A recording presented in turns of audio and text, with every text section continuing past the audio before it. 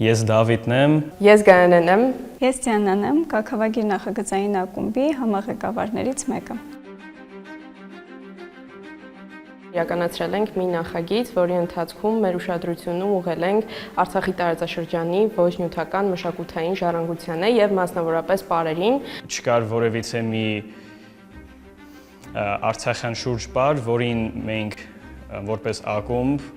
ծանոթ էինք։ Ունեցանք բանահավաքչության փորձառություն,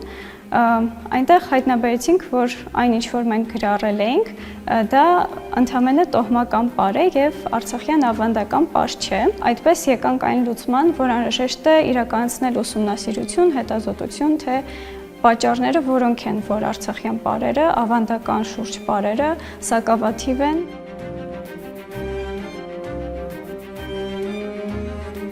Թեման իրականում ինձ համար շատ կարևոր էր, քանի որ կարևոր եմ համարում ինքնության պահպանումը։ Հատկապես 2023 թվականի Արցախի հայաթափումից հետո հասկացանք, որ այնտեղից եկող մարդիկ հենց այս պահին է, որ պետք է իրենց ունեցած այդ գիտելիքներն ու մշակութային նմուշները մեզ փոխանցեն։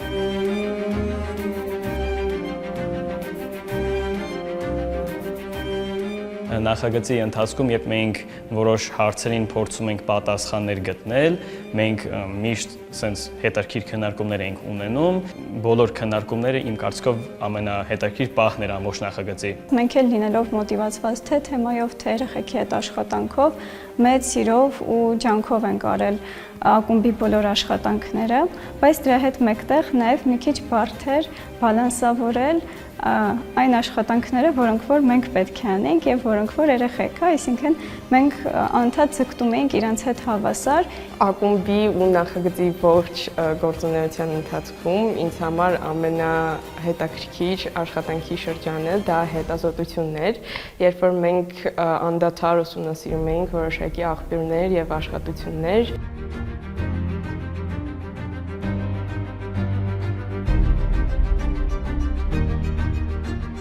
Բարի կենսապայքարը դա այն նախագիծն էր, որը մեզ սովորեցրեց պայքարել մեր ինքնության, մեր ինքնաճանաչման համար եւ սովորեցրեց արժևորել ու գնահատել ամեն մշակութային նմուշ։ Մենք որպես ակումբ, որպես թիմ դեռևս ունենք այդ տեսլականն ու հեռանկարը միասին ինչ-որ աշխատանքներ